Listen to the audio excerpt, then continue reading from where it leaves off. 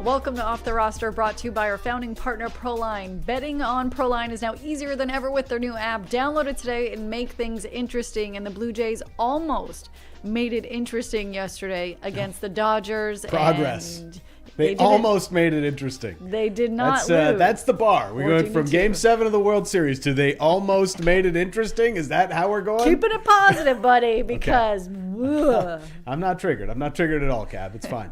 Everything's fine. John Schneider made it interesting. Like I always thought, like, is this, will a vein actually pop on his face or on his like temple? And we saw like the shades of like the color of pink just get darker and darker I don't remember the umpire's name, but my dude, he had like to bent down and like got underneath the brim of the umpire to get like right here as he's just screaming expletives at him because he's making a statement for his squad in that dugout. It was that may have been the most entertaining part of the game for Toronto. Yeah, he was invading personal space. Absolutely. You know. I'm curious what his breath smelled like in the poor ump's face. Well, both of their breath probably wasn't feeling fresh in that moment. But if you did not watch the game, it's he left the dugout to go address the ump because he called a balk against Gausman, and I don't think it was, but I'm not an ump, but both of them addressed it after, and Gausman saying, like, there's 4 of you, and only one of you thought that, and yada, yada, yada goes on. But, yeah, Schneider went from 1 to a 10 real quick when he got ejected. Here's what he had to say about that moment. It definitely was not a balk. I'm not going to move off of that. You know, what you see in real time is usually right. Then when you look at it on video, it was definitely right. So just didn't appreciate the fact that there's 4 umpires and one of them thought he saw something. So that was all I told him. You know, it's, you don't have to get creative. You know, Kev's been pitching for 10 years and he's been doing that for 10 years. So felt kind of nice to get a little frustration out. Yes. So do you think it was just actually a moment for him to let a bit of frustration out because it has not been going great for them the last several games? Yeah, I think John Schneider needed a moment to try and light a fire under his guys. You know what? Maybe to let some of the frustration out from all of the bad baseball he's been watching over the last couple of days. And again, it's mostly, okay, forget about all of the losses, but the Jays just haven't played to the identity they built as a team last year, right? Like, when did we see the Jays? This team is supposed to be built on defense, pitching and defense. Pitching hasn't really been there, mostly because of the injuries and a few really bad performances, mostly on Brendan Little. But the other part of it is they just keep booting the ball all over the place. Like, can we make a play on defense? It's starting to get a little bit frustrating with how it's all playing out. And so I can sympathize with John Schneider on that front, that it's been a frustrating watch so far with the Blue Jays. And like more specifically, just for people, so Toronto loses 4-1. And what we didn't tell you is, like, for those who didn't see it, Kevin Gausman kind of bounces his left foot in his setup position as maybe for his own timing, and that's why he was called for a balk. And that's the thing that John Schneider said he's been doing for 10 years. He was actually called for a balk once in his Baltimore days, which they reviewed in the postgame show with Jamie and Caleb, Jamie Cannon and Caleb Johnson. So that's what sparked John Schneider's explosion. But I agree with Dan, and what people were saying after the game was, like, he's trying to send a message to his club. And can we get some runs? We had 17 opportunities to score, or to knock runners in with the bases loaded, and so far Toronto has done it once. There's like a run or a couple runs scored in that situation. So that will obviously rectify and change, but it's tough. And as far as like a miscues and comedy of errors, Hoffman in the 9th inning. So Hoffman is cooking. Like, he's, the stat Dan Shulman says he's faced 22 batters. He struck out 13 of the 22 batters, which is awesome. Very impressive for your closer. And then things start going sideways. I don't know if Lindsay jinxed him yesterday, but Brendan Venezuela, there's a play at first where Vladdy, it's Alex Freeland. Vladdy tries to toss the ball back to Hoffman to get the runner at first. The throw is overthrown, and then Venezuela, who's like scooping up the ball towards like home plate, then tries to get the runner out at first because he's returning to first base. Hoffman doesn't catch the ball, then it careens into the outfield. Eventually, that leads to a Kyle Tucker RBI single, and then the Dodgers are up 4-1, and it was kind of a wrap. And then also with Kevin Gausman, it was in the 5th inning, and when LA was up 2-0 is when he was called for a balk, and Alex Freeland, I believe, was the runner on base who moves to second. He eventually scored. So that's when it didn't really unravel, but that's when things, Gausman was finished shortly thereafter, and Toronto just didn't have much of an offensive answer for what LA was able to put together. And it wasn't like a great game offensively, but Toronto, loses its 6th in a row. A great game by fans who consumed a record more than 100. I guess that's what we got to focus on. Hot dogs yesterday. Shout out to Mel in the chat, who was the closest of everyone that put in their guess about hot dogs. I was off by about 30,000, but hey, that's something positive to focus on. What was the full number? I think 102,000 and change. I don't know It's a lot of mystery. I was off by like 1,000. I said 100,900. So I was in the same ballpark. Price is Right rules. That's I'm still. Good. You were under, so that's good. But this is the win we're taking out of the game. It is 100% the win we're taking for this game. And Mel in the chat, we will be gifting you with a package of hot dogs, uncooked hot dogs from any grocery store that we can ship to you. But in all seriousness, when it comes to the injuries, before the game, John Schneider spoke to us saying Cody Ponce will be getting surgery a week today on his sprained ACL. He will be out a minimum 6 months. 6 months is optimistic. Oof. That is a tough break for Cody, who, basically reinvented his pitch when he was playing in I'm having a Korea. moment. He was at Korea. I was like, not Japan, but he also played there. So it's just a heartbreaking moment for him. But Gausman after just spoke about how crazy it's been seeing all of the injuries impact the players so early in the season. And also everyone in that clubhouse pretty much has some kind of cold, but he did not use it as an excuse as to what has happened. But here's what he had to say about the injuries that has hit the Jays clubhouse. It's just, it's been crazy. It really has. I don't know if I've ever seen anything like this in such a short period of time. It's it's not fun, that's for sure. But it's part of the game, and we play 162 for a reason. So you can kind of hang your hat on the fact that we do have a lot of the season left, but we just need to start playing better and playing more kind of like our brand of baseball. Oh boy, they gotta get the vibes up, man. Yeah, they do. The bats might be sick. They might need to get like some fresh bats, because in the 6-game losing streak, they've only scored 11 runs. That's like 1.5 a game. Like, that's no bueno. That's not going to win you baseball games. I think the correct term is anemic. Is maybe how I would describe the Blue Jays anemic, offense bulimic. Yeah, both. It's been rough. And Lindsay, you brought this up the last time Gausman was on the mound. He just gets zero run support whenever he's out there. Look, the Blue Jays offense is probably, I don't know if it's the biggest concern per se, because they are getting opportunities. Like the 17 opportunities with the bases loaded, like that's a high number across the league. It's not number one in the league for most bases loaded opportunities, but it's among the top 5. But they have just one hit in those 17 at-bats. That's where the issue lies. They got to clutch up and find a way to get a hit like they did for much of last season. On top of that, it's not just that bases loaded situation in the 7th, bases loaded, nobody out. How do you not get a run in? Any kind of a run, that's very frustrating. But even the inning before, Vladdy coming up with 2 on and 1 out, and it's a soft grounder. He, kind of goes out of the zone, takes a pitch outside. So it's something that John Schneider mentioned after the game, is staying within yourself in those moments. And because they're feeling the pressure of this losing streak and maybe a little bit of we've got to, live up to the expectations of this season, guys are, trying to hit out of their shoes a little bit when they come up in big spots, and it's not leading to success. They've got to get back to their identity of last year. Andres Gimenez has been the Blue Jays' best hitter so far this season. That's great for Andres Gimenez. Not great for the Blue Jays. Yeah, that was not on my bingo card. No. But I know last year, if it gives anybody a little bit of hope, they were not great until about 8 weeks in. They really struggled off the beginning of the season, so I'll be hopeful for that.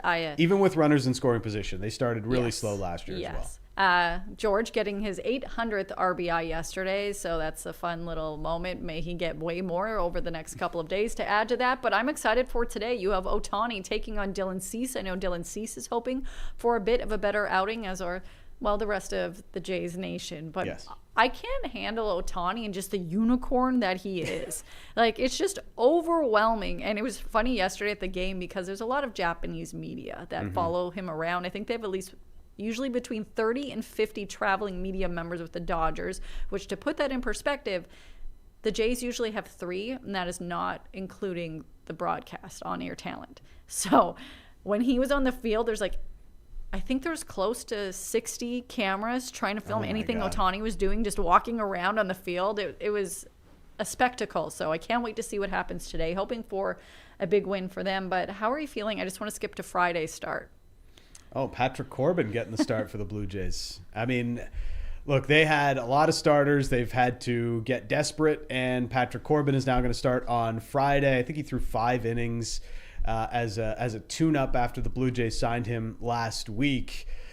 It speaks to the desperation of the situation, Cab, where the Jays are having to reach into buckets they didn't think they were going to have to reach into for pitching this season, and that one is the random part of this. But they need some stability, right? You can't go with another bullpen day. They've got to, getting 5 and a bit out of Gausman last night. Hopefully, you get another good start out of Cease today.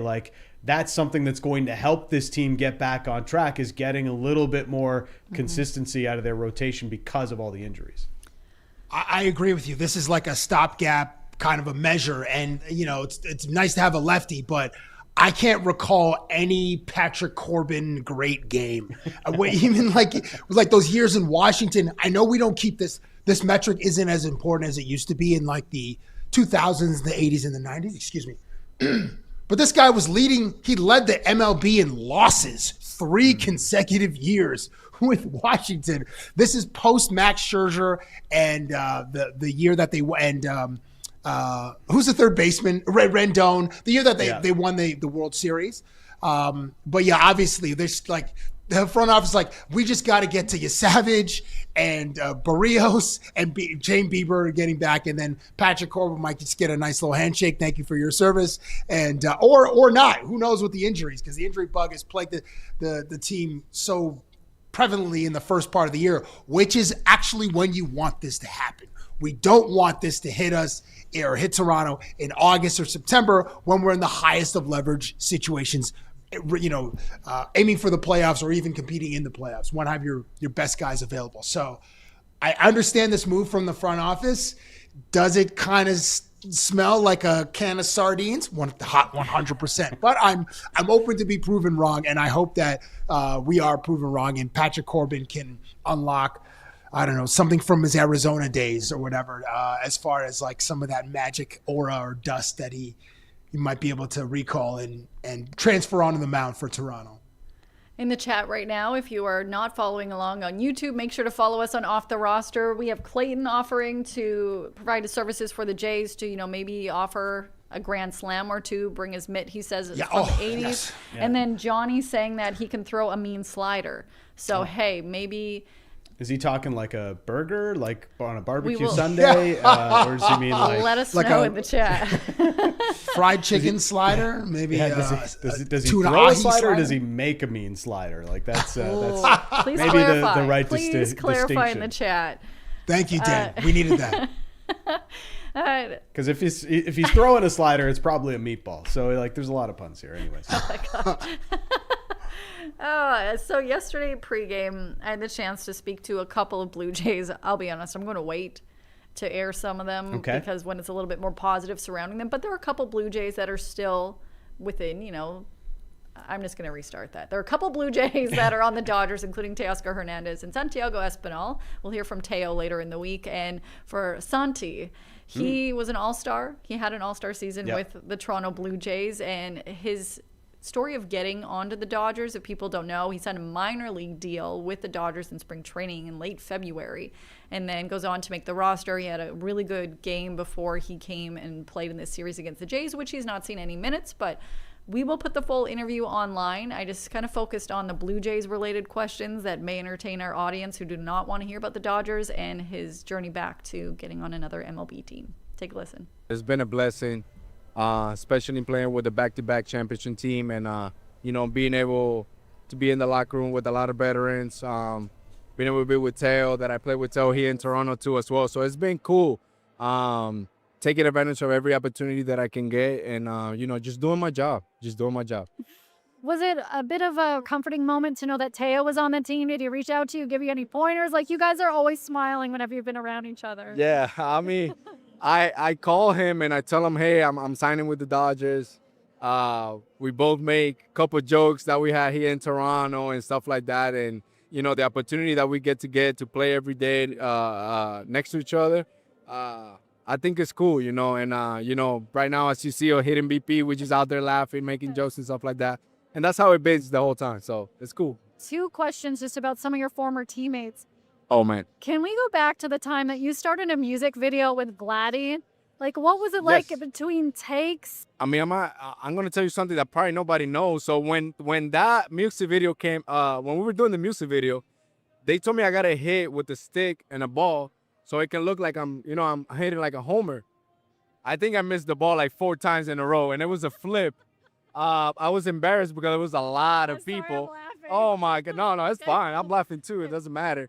But when Vladdy came in, the first pitch came in, homer. And I'm like, come on, man. Come on, Vladdy. And it was in front of everybody. But it was cool. I mean, cool experience, especially with Vladdy. Eladio, who's one of my favorite artists, too. I mean, he's boy with Vladdy. Came here to the World Series, too, as well. They spent time together. So, shout out to Eladio for inviting us. Very cool. Last thing I'll bring it up is, did you cry when you saw Bo walk down the aisle? Because I know you were a groomsman. Man, I didn't cry, but I was so happy for him because, the relationship that we have talked about it for years and years when he's like, when he get married, when he gets a girl, and, he definitely found the right one. She's a special one, and, I'm happy for him. He also had a That big would have been a offseason fun with- wedding to be at. Oh, heck yeah. And if people don't know, Santi is Alejandro Kirk's daughter's godfather. I believe that is. He is the godfather. And yeah, he got married this summer as well. And Kirky was at his wedding as well as Jose. So all of that will be put online later. But yeah, I'm happy for him. I still wish Good to see him back in the bigs. Yeah, I just wish he was in a different blue. Oh.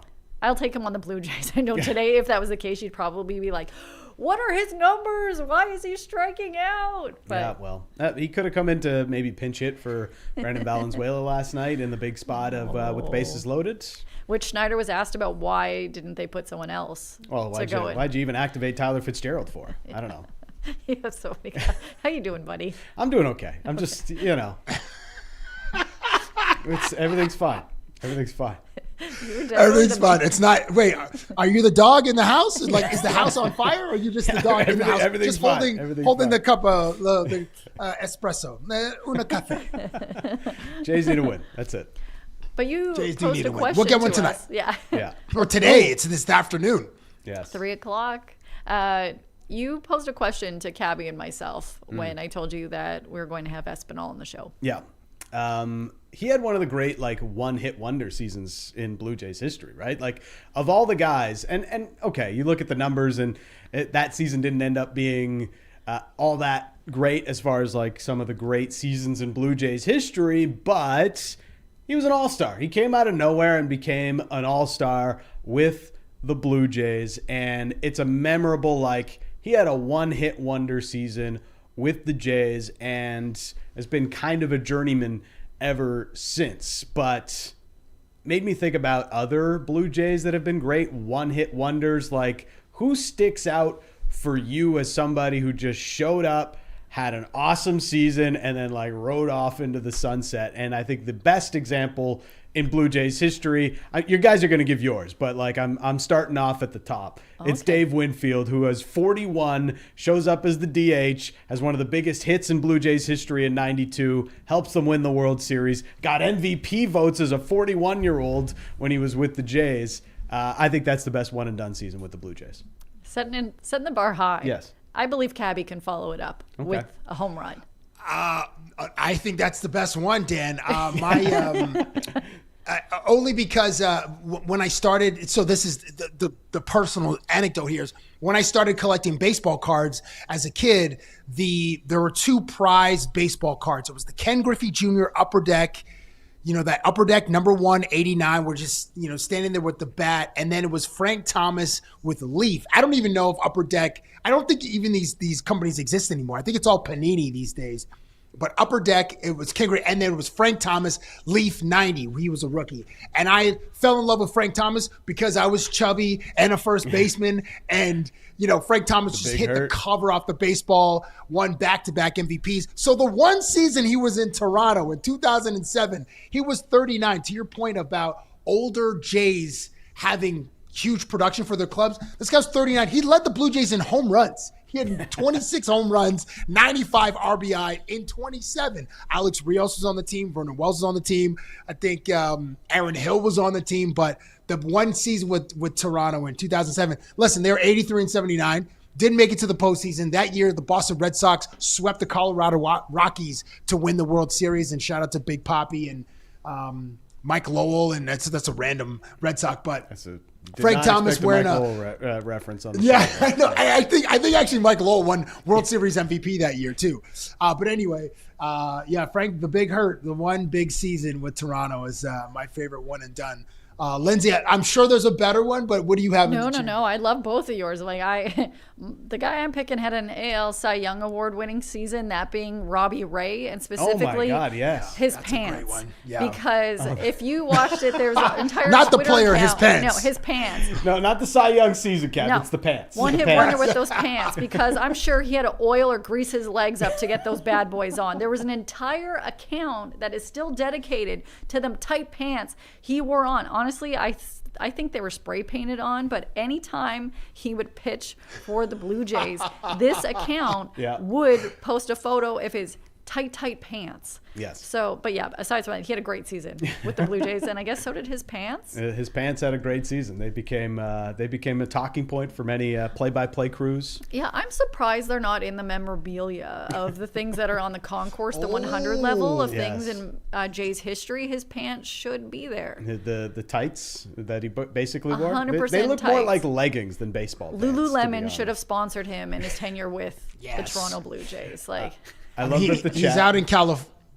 Go ahead. He's out in California. I was just going to say, I love that the chat has just become a breeding ground for just naming random Blue Jays. Jose Canseco, someone said the worst one. Yes. Yeah. So Frank Menachino wait, and hold Justin on. Turner.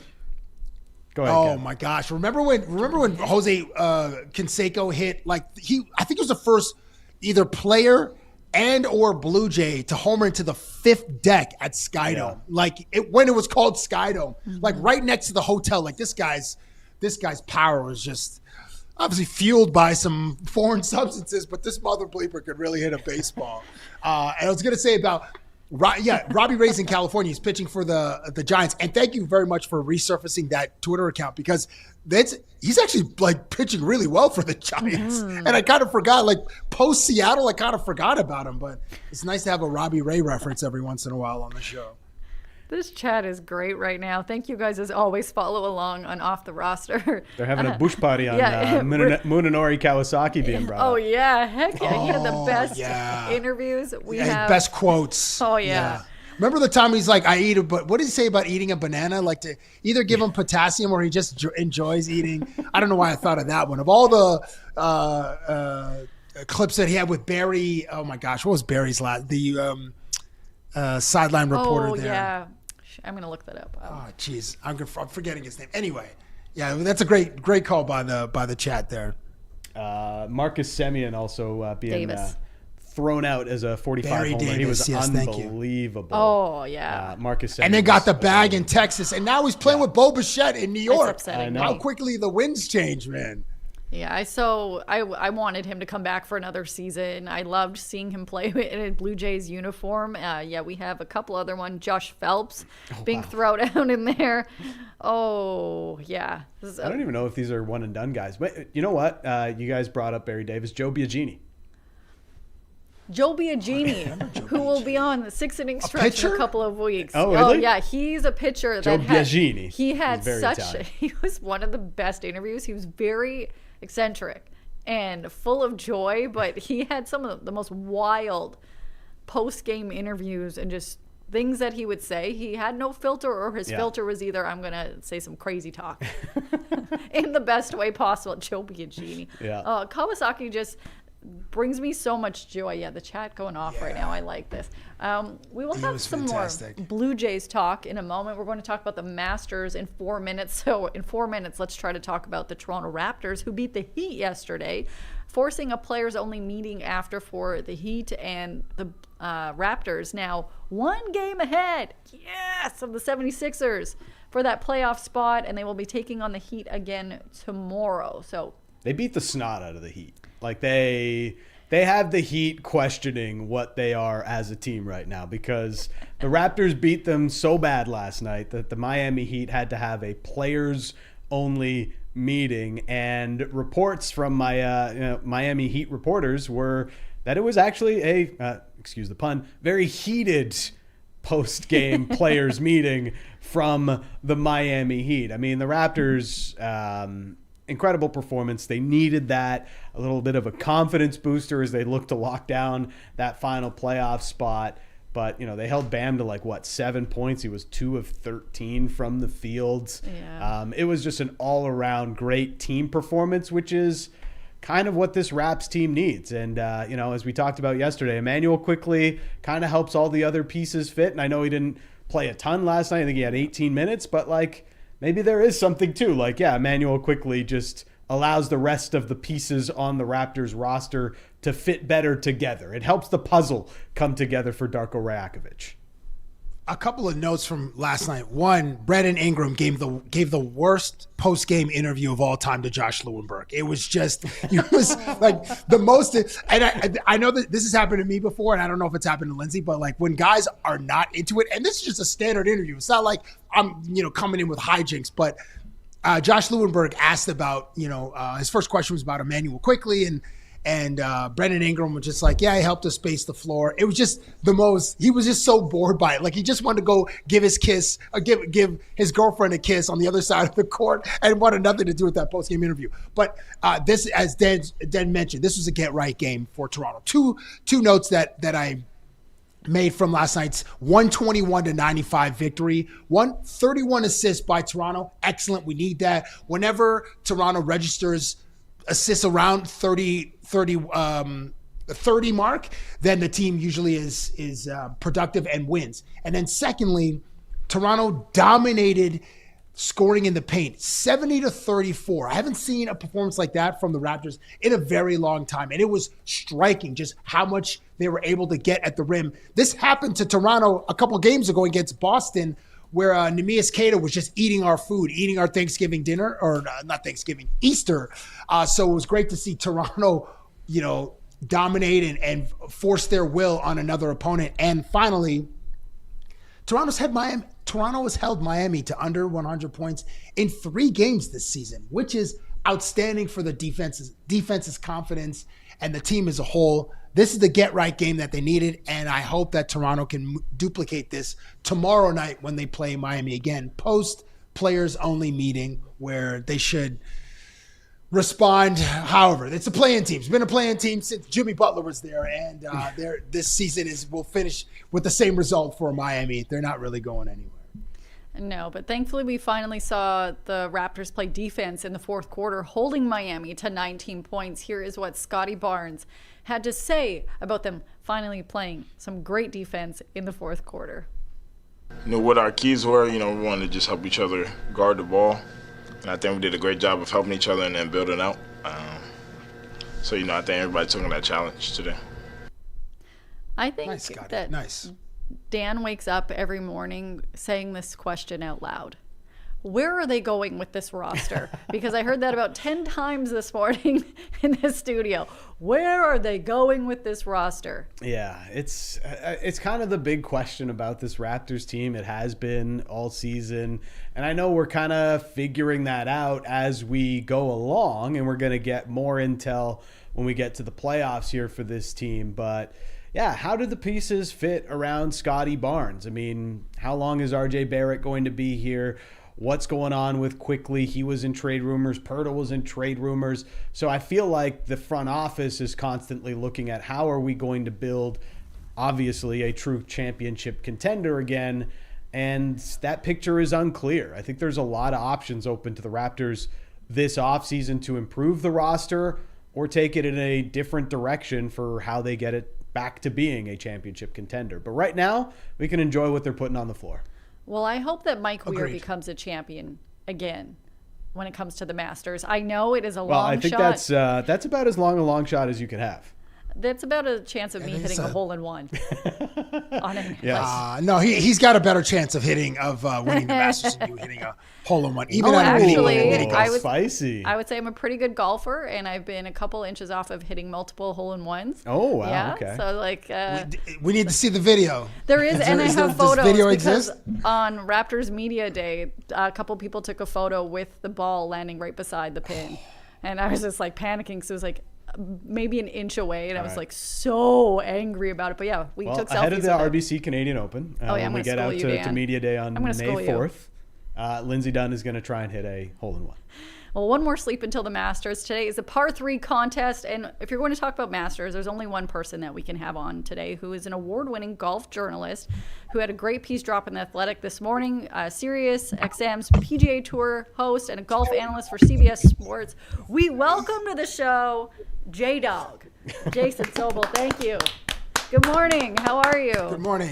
Good morning, everybody. Thanks so much for having me. I appreciate it. Coming to you from the press building in Augusta National, and only, like I said, one more sleep before we get this thing underway. We know you're really busy, so we appreciate your time today. There's so much excitement always surrounding this weekend. I'm extremely jealous of where you are. But before I ask you any serious questions, you've been covering the Masters since 2005. What is that delicious, what is the pimento cheese? The pimento cheese sandwich. What does it taste like when you're at the It's Masters? gotten better. It's funny you ask. I tried it this morning. I missed the breakfast they serve here in the press building, which is actually very good. And so I grabbed a couple of sandwiches and I had a few bites of each. I hadn't tried the pimento cheese in a while because last time I didn't really like it. I know it's, Okay. I'm waiting for like something to strike me down when I say that. They changed the recipe, I believe, maybe changed the company that makes it over the last few years. Not bad. Maybe it's just grown on me. Maybe I've grown. I don't know, but it was okay. It's decent. It's not Were as you good as the really egg salad. hungry? Oh my gosh, I will never try either of those, so thank you for doing that for the team. So there were 3 Canadians in the running for this weekend. I know so many people are in Canada are hoping to see one of them put on the green jacket. You were the expert. Do any of them have a realistic chance of being, crowned the champ on Sunday? If it's going to be one of them, it's going to be Corey Connors. Mike Weir, you guys were just talking about. It would be a great story, but Mike Weir has not made the cut in in an April Masters. He made the cut in 2020 when it was in November. Hasn't made the cut in an April Masters in over a decade. So I don't think it's going to be Mike this week. Nick Taylor doesn't have a great record here. Corey Connors has a very good record here. I believe 4 top 10s in his last 6 starts on this golf course, and the ball striking has been good as it always is. The question is, of course, as it always is for Corey Connors, will the wedges and putter cooperate this week? And he's a guy that doesn't tend to make a whole lot of putts. So if I'm Corey Connors, I want this course to get fast and firm. I want it to get hard. I want pars to be good scores because that's the kind of golf where Corey Connors can find his way to the top of the leaderboard. If it's a 12 to 15 under winning score, I don't think we're going to see him near that. If it's a 7 or 8 under winning score and this course toughens up on the weekend with the course getting fast and firm, that's the kind of golf that he should like, and that's the kind of golf where he can contend for a title. Yeah, it's just seemed like a course that's fit Corey Connors' game for years. Jason, I want to play a clip of Scottie Schefler for you, and then I have a question as a follow-up. Here is Scottie Schefler from yesterday. I don't really know how to use Instagram, so any posts or anything like that, My thing with Scottie Schefler, I mean, he's the greatest player on planet Earth, right? But he's like the oldest 29-year-old that's ever existed on the planet. Yes, he is. Well, speaking of someone much older than Scottie, I don't know how to use Instagram either, so I'm with him on that. At least we have one thing in common. Secondly, yeah, look, he looks like he's 45 years old, not 29 years old. He turns 30. The final round of the U.S. Open in just a couple of months, which could be really cool. The fact that during that final round, if he wins at Shinnecock later this year, he could join Rory McIlroy, become the 7th member of the career Grand Slam club. So it would be a nice 30th birthday present. But yeah, you look at Scottie Schefler and you're like, wait, I need to check a birth certificate. You're 29 years old, really? It doesn't make sense. He looks like a 45-year-old who should be filing my taxes at the end of April. But he's amazing, and he's still the best player on earth. I know he hasn't been playing too well coming into this tournament, but Augusta already, we know it suits him very well. How do you feel about Scottie's chances? He's got the newborn with him as well there at Augusta. How do you feel about Scottie's chances this week? Is he still the favorite? I like Scottie's chances every single time he tees it up because he's the best player in the world, because he's been there, done that, and won just about everything. That said, I feel like there are more questions around Scottie Schefler going into this one than we've had in a couple of years. First of all, yes, he and his wife just welcomed a second child about a week and a half ago, and the whole family is here this week. So we'll see if Scottie can get some sleep going into the 4 tournament rounds. Secondly, though, and perhaps more importantly, is the fact that he just hasn't played his best golf coming into this one. He has finished outside the top 10 in 3 in a row, outside the top 20 in each of his last 2. He was supposed to get one final start in a couple of weeks ago in Houston, but of course the baby came and he withdrew before that tournament started, so he hasn't played a competitive event in a month now, and that's a long way to go for somebody at his level to not hit a shot in competition before going into the Masters. So I wouldn't be surprised to see a little rust from Scottie. That said, we got into this. He's the best player in the world. He's the best ball striker in the world. He's become one of the better putters in the world. If you're writing off Scottie just because he hasn't played well lately and he has a newborn back at the rental house, that's probably a bad idea. He is, like I said, certainly the favorite for a good reason. Now, from a weather perspective, it looks like pretty clean all week here, and it's going to get really warm over the course of the weekend, too. Who does that, or what types of players does that favor going into this weekend at Augusta? So I think it tends to favor, first of all, the very precise iron players, the good ball strikers, but you're going to miss greens. With it playing fast and firm, I mean, we're going to see if all goes according to plan, if the folks here at Augusta National set up the golf course the way that we think they will over the weekend, it's going to be low to mid 80s. It's going to be virtually no wind, and this place is going to get fiery. And so if you're not dead on with your irons, or even if you are dead on with your irons, you're going to miss some greens.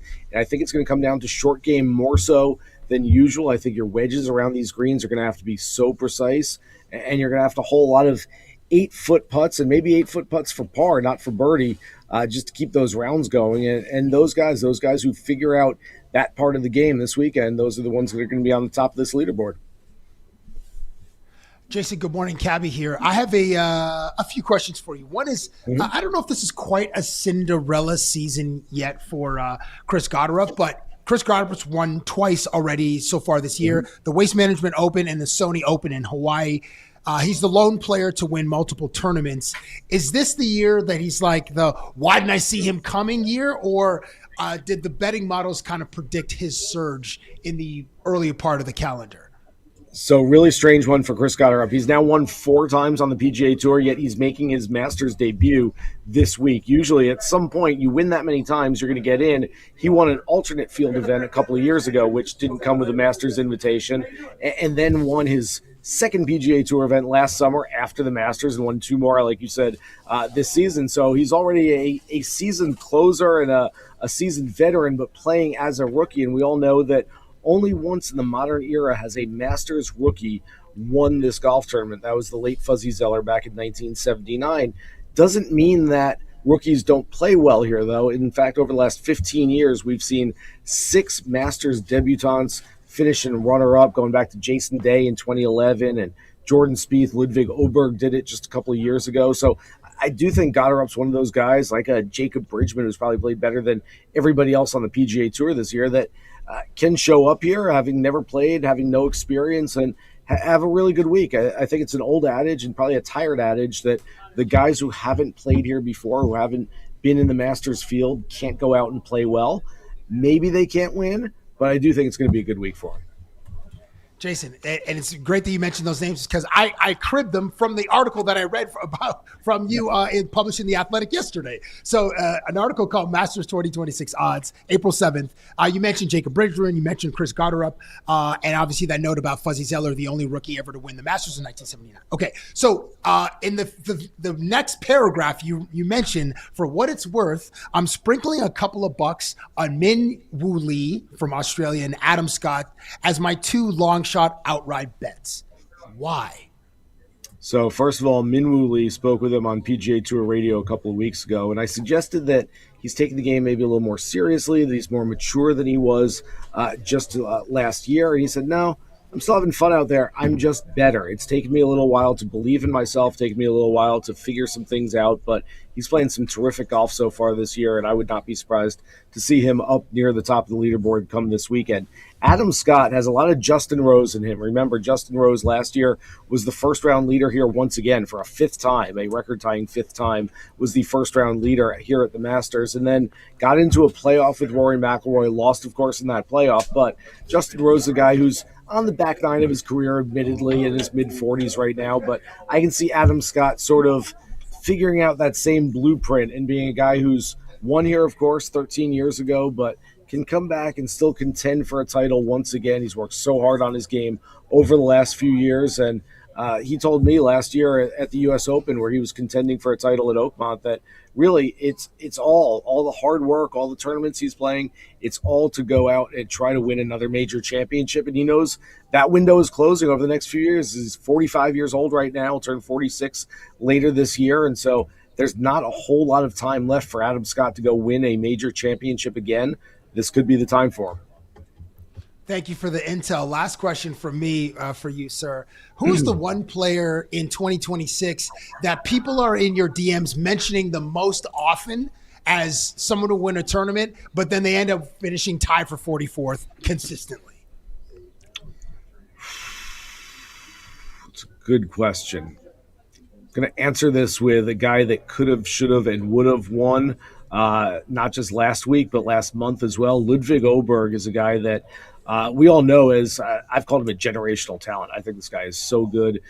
He was leading on the back nine of the Players' Championship last month, hit 2 balls in the water on 11 and 12, and wound up not getting back into that lead for the rest of the day. He was leading, I believe, through 6 holes last week at the Valero Texas Open, finished in 5th place.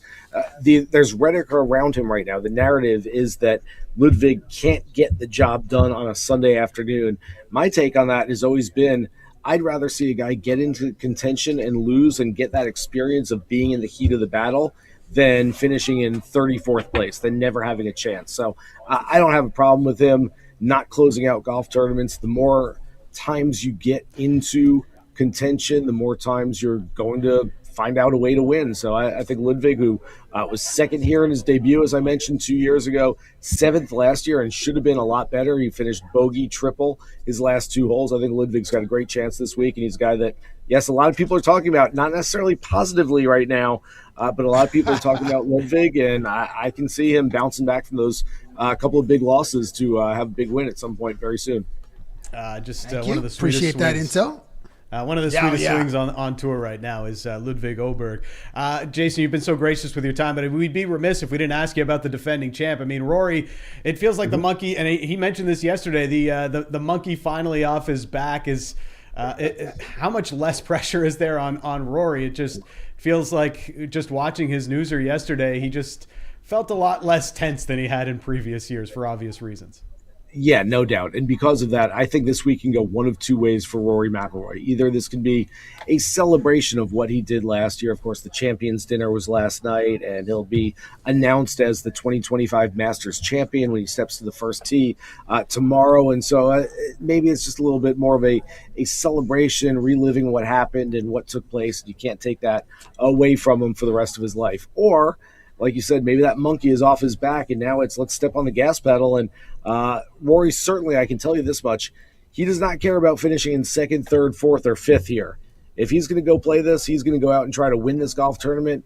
I would expect Rory to play very aggressively. Sometimes that can come back to bite you at a course like this where being aggressive and trying to fire at flag sticks isn't always the right strategy. That said, if Rory can go out and pull off some of the shots like he did on the back nine last year, had some great ones, had some terrible ones, but if he can pull out some of those great shots once again with that monkey off his back, hey, maybe he can go back-to-back. Only 3 players in Masters history have gone back-to-back. Jack Nicklaus, Nick Faldo, Tiger Woods, 3 of the greatest of all time. Rory certainly fits the profile, so we'll see what he has in store this week trying to go back-to-back. And one final one. I never thought I'd say this a few years ago, but Bryson DeChambeau seems to be the public favorite, at least from the betting markets this week. We know he's played better a couple of years now at Augusta, but what a turnaround it's been from a public perception for Bryson DeChambeau. Yeah, it certainly has been. Look, he was public enemy number 1 in the golf space for a long time, battled back and forth with Brooks Koepka, but has really changed his image over the last few years. People at Pinehurst, when he won the U.S. Open there a couple of years ago, they loved him, and he signed autographs and took pictures with the trophy and with fans for hours afterwards. And so he has changed his image, and he's changed his outlook of Augusta National. It was 6 years ago, the November Masters in 2020, when he told a Golf Channel reporter, this is really like a par 67 for me. He was ridiculed for the comments, then ridiculed afterwards for not breaking his standard of par that week. Since he has offered apologies, he said he didn't mean to disrespect Augusta National or the membership here. He said he loves the golf course, and it's manifested itself in a 6th-place finish 2 years ago, a 5th place last year when he played in the final pairing with Rory McIlroy. I really like him this week. I do think that if the course plays the way we think, fast and firm, that perhaps Bryson DeChambeau might have his advantage nullified a little bit, that length off the tee. That said, I like him. I'm sticking with it, and he is my pick this week. I cannot wait to see that. And something I would not say on Instagram, because you admitted that you don't use it or know how to, is have you ever put on someone's Masters jacket? No, not until I win. It's like touching the Stanley Cup. Can't do it until you win it. I love it. Same as the Stanley Cup, that's right. Well, in that case, I'm going to buy you one. That's a knockoff one on Amazon for $38, and we'll just say that you won it. We appreciate your time today. Enjoy the weekend. We look forward to your coverage. Thanks, guys. Appreciate it. Thanks so much, Jason. Yeah, I looked it up to see how much it would cost for me to buy all 3 of us some knockoff green Masters jackets. $38. Yeah. Amazon. Well, let's go. I'm going to see if I can expense it for all of us. Very reasonable. As the great Happy Gilmore once said, gold jacket, green jacket, who gives a shit?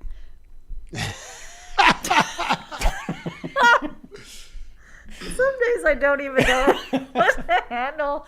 Oh, you're the one, Dan. You're the one. I mean, there's no other week of the year that I could pull that line out, so may as well. Our theater major, Dan Riccio. You're the best. So let's go to hockey, where tonight you will be watching what could be Alexander Ovechkin's last game in Toronto. I'm saying Let's now. hope not. I'm going to say no. I'm going to say he's back for another year, but I don't know anything. But yeah, taking on Washington. Many hoping that the Leafs will lose. What do you want? What do you want to see? I basically, you know what? Before let's just focus on Ovechkin, because that's really the only storyline we need to talk about today besides the Leafs having a bad season. Here's what Craigie B had to say about how Ovechkin has impacted the game. Well, I mean, he's just, it's amazing at his age, scoring 30 goals again this year. And, I think, when I think of him and I look at him over the years, and I saw him a lot, being in Philly, he's got a love for the game. He's got a love for the game. He loves to score, man. Like, he still celebrates every goal like it was his first. And we the other day was the anniversary of him scoring .895, and he did the most like unplanned celebration, just as a huge belly flop across the neutral zone in just pure joy celebration. He is the greatest goal scorer that the game has ever seen. You think about Tavares, who's been one of the best goal scorers in the National Hockey League since he came in, and he came in 5 years after Ovi did, and he's 400 goals behind Ovechkin. It's just the guy's prowess to just find the back of the net is unmatched. Like, sure, you could go back and Mike Bossy had a great goals per game average, and Mario Lemieux too. Like, if they played more games, would they have scored more goals? Obviously, they could be up there in the 900s too if they had played that huge a complement of games. But Ovi's played in the hardest era to score in National Hockey League history and still pulled all of this off, is still scoring at a clip that basically nobody has ever done at the NHL level at this age. So what we've seen, what we continue to see, 31 goals this year for Ovechkin, is unfathomable, and I hope that he keeps playing. I hope he keeps suiting up, because clearly he can still find the back of the net. Yeah. I've been loud wrong on Alex Ovechkin one time for sure, because I bet a friend that he would not pass Wayne Gretzky's all-time scoring record. Yeah, you lost that bet. I did, yeah. I made a similar one, Cab. So we you both, did? We both got pie on the face there. We're in the same boat that sunk. So this is going to be another bad prediction. Yesterday, heads or tails, he retires. It was tails, so I'm going to stick with it that he does retire this year. Over the last few games, we saw, before the game at MSG, he's just standing there, by himself, just kind of taking it in. They get slapped 8-1. And then tonight he's in Toronto, playing against another iconic team. I don't know if the building's iconic, but certainly the franchise is. Probably his last game. And then the next two games are against Pittsburgh, one in Pittsburgh and then one home to Pittsburgh. And then obviously playing against, his greatest rival, or maybe it's a media construct. I know I've heard they're not friends, but obviously playing against Sidney Crosby will be very special, and the media will make a big deal of it because, well, I don't know. I don't think Sid's going to retire, but Ovi, I think, is going to retire. And then he ends the season in Columbus, which is a weird one. But I think these last few games, since the team is completely has no chance of making the playoffs, they've probably been mathematically eliminated. Just such a striking contrast to the 2 years. Last year they finished with 111 points. This year were they 12th, 13th in the Atlantic Division, or the Eastern Conference, similar to Toronto winning or earning 108 points last year and now being in the basement in the Eastern Conference. It's, as Craig Berube said, he does have a passion and a love for the game, but how strong is that, in the off season when you need to get on, the assault bike and you need to do some sprints and, you need to be doing bag skates to stay in shape, because Macklin Celebrini and his generation, Matthew Schaefer, those guys are here and they're going to take over the league, and you got to compete with those young legs. Maybe not so much on the defensive end for Alex Ovechkin, but in the league overall, the game always gets faster, always gets stronger, it always gets better. And can he still hang with these young boys? He's not a lean guy either, he's always, he's been a power forward basically his entire career, but he's big, man. And for him to, it's kind of one of those things where you could see it more for him and how it's slowed him down as the years have gone on. He's still able to score, but clearly, it's Spencer Carberry has to pull a few strings to work the deployment for Alex Ovechkin at this point of his career. It wasn't until last week that he his first defensive zone start this season. So for a coach, it can be difficult to work that, and ultimately is one of the faces of the history of the National Hockey League, which Ovechkin is. Not that he needs a full season retirement tour, but it would be nice to know, at least with a few games remaining, right? I saw it in Vancouver with the Sedins. They didn't want the full season of everywhere you're going, somebody's giving you a thing and this and that. And it's just no, but you want to give your fans an opportunity to send you off, to have their send off, to have their final moment as Ovechkin fans. So if he is calling it, I would hope to know somewhere in the next few days or so before the season's out. But he may not actually have made that decision in his head. So it is tough to think of it. But hopefully we do get at least one more viewing of Alex Ovechkin here in Toronto. I thought of a parting gift from Washington to him, and it relates to something that Utah did. They have this really cool custom fan Zamboni, the Zammoth. If you have not seen this, it is amazing. And they, debuted it yesterday. They had fans on the back. What do you think if Washington made one of his face and the front grill was his chiclets? And or lack of chiclets, yes. That would be an amazing parting gift. Yeah, and like it could have like fiery sticks on the side because of that. Oh, yeah. Remember the celebration he took a lot of heat for? Sorry for the pun again. But like he did the fiery stick celebration, and everybody got very mad about it. That might be a nice design for the You're welcome, the Ovechkin Washington. Zamboni. You're welcome. I think you go full, like you do a miniature version of it so his kids can play with almost like an RC car version and make it fully animated, like make him, a Pixar-like character with the flames on the side, or maybe he's a maybe he's a griffin, half bird, maybe griffins aren't half bird, half humans, but they're half bird, half something. Maybe it's Ovi is the griffin because of the bald eagle logo on the cat. You're onto something, Lindsay. You're onto something.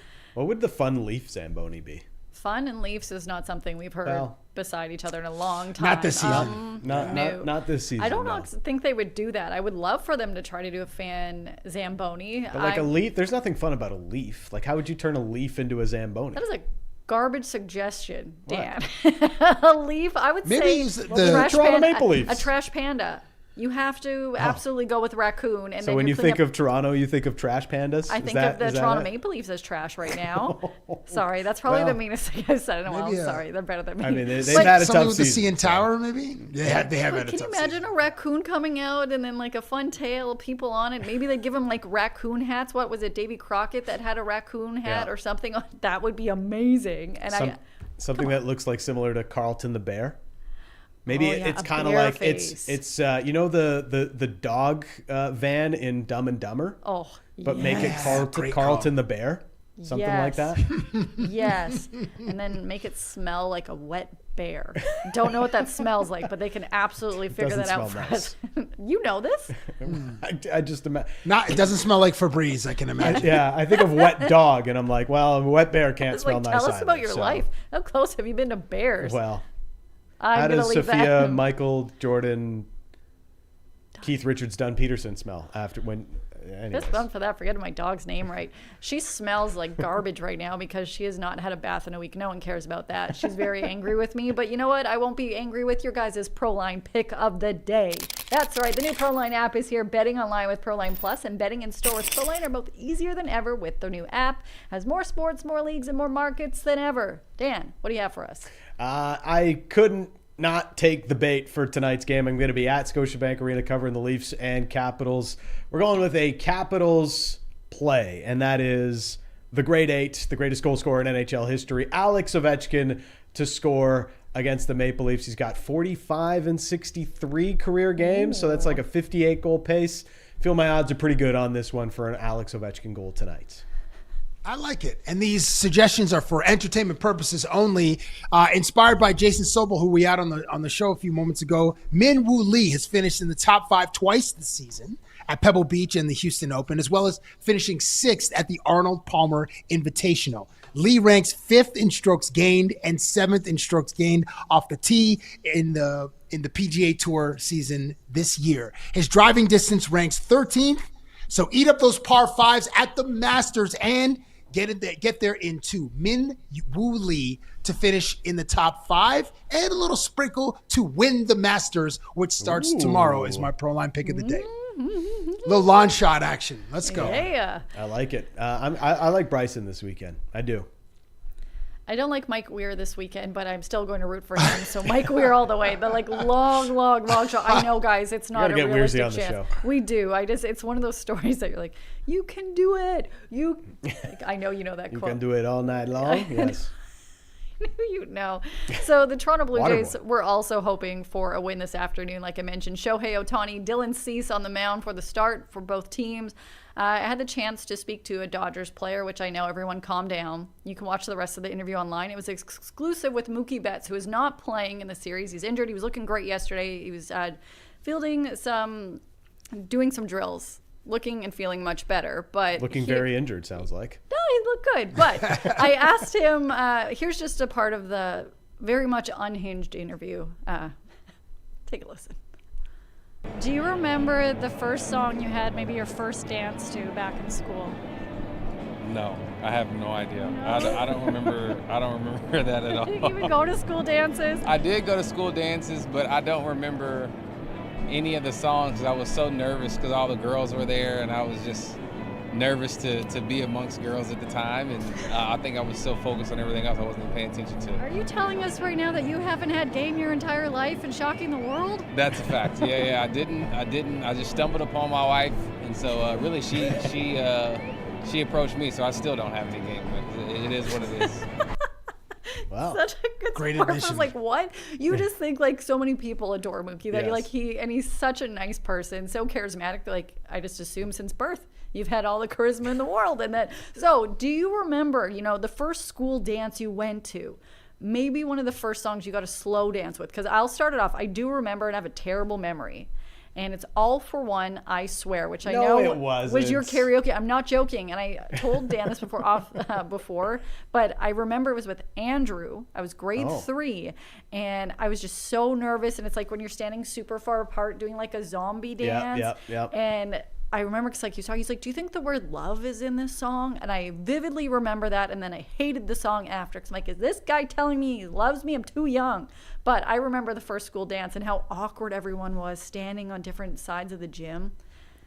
So no, you don't remember your first school dance? I'm very much like Mookie. I do not remember at all. You had game your entire life. We've I discussed this on definitely the have show. had zero game my entire life, much like Mookie again. This is the only thing I have ever thought or will have in common with Mookie Betts, and I'm sure he's being more humble.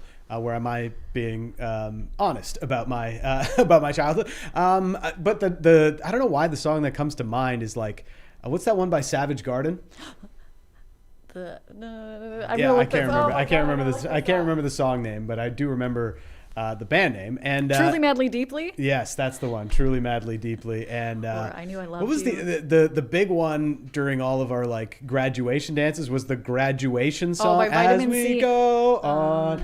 That stupid song. So like that, Vitamin those are C. the two songs that I remember. Cab, I know you had games, so. Are we just gonna skate past grade 3 having dances at 8? What's the teen pregnancy rate in Saskatchewan? 100? Went to a very Grade Catholic 3? school. Let me tell you, I think 2 girls or 3 girls in my grade 8 class definitely got knocked up. Okay, so, well, all Catholic right. school, maybe not the way to go. Golly, and 8-year-olds at dances. Our first dance was grade 7. We were at least 13 or 12 or 13. I think it was Sinead O'Connor. I'm a lot older than you guys, but grade 3. Love, Like an entire school what dance. is it? Love, Nothing to You, maybe, or Nothing Compares to You, I think is the name of the song that Prince Great wrote. track. Anyway. Mel in the chat saying, big please tune. don't go girl by New Kids on the Block. Oh wow. That was a banger. For the record, it was an entire school dance. So if you were in kindergarten to grade 8, you got to hang out. And I think the kindergarten kids and most of us just ran around trying to pop the balloons. But yeah, I know it was very early, which probably explains why 2 girls got pregnant when I was in grade 8. But tomorrow, we will not be talking about people getting pregnant in grade 8, but we'll be talking about the Masters, the Raptors, the Leafs, and hopefully a Blue Jays win. We'll see you guys tomorrow. Sorry, Mom. Hope you enjoyed this video. If you want more off the roster content, make sure to like and hype this video and subscribe to the Nation Network YouTube channel.